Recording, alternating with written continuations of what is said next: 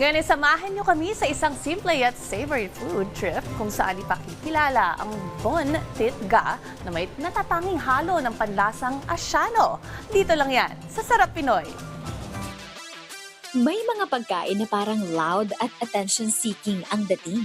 Yung tipong overloaded sa toppings, sauces, at presentation.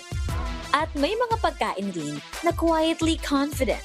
Isa na rito, ang Bon Tit Ga o chicken dry noodle salad na simple pero balanse ang lasa. Hindi nangangailangan ng gimmick para mapansin. Kaya't para turuan tayo kung paano yan lutuin, ay tara!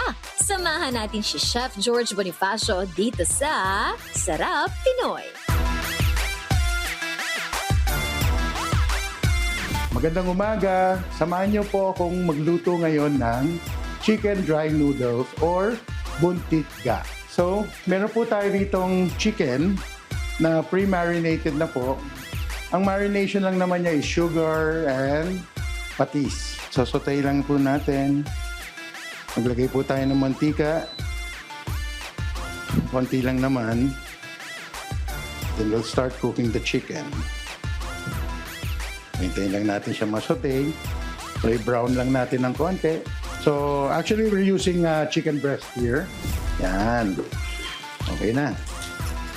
So, while that's cooling down, let's assemble na natin yung ating dry noodle, chicken dry noodle. Lagay lang natin yung chicken sa ating bowl. Assemble lang natin. Then we'll put some lettuce, chopped lettuce.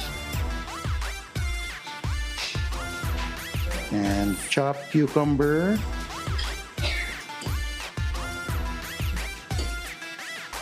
And of course, we'll put some peanuts, chopped peanuts also. Buhos na po natin yung ating nukmam. At ito po, luto na po ang ating Bon Tit Ga or chicken dry noodle salad.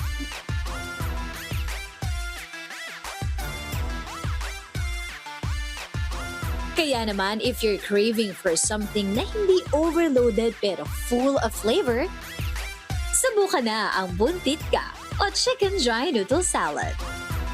At kung may gusto naman kayong balikan sa mga nakaraan nating episode, maaari niyo yung bisitahin sa aming official social media accounts at Rise and Shine Pilipinas sa Facebook, YouTube at Instagram, habang RS Pilipinas naman sa TikTok at X.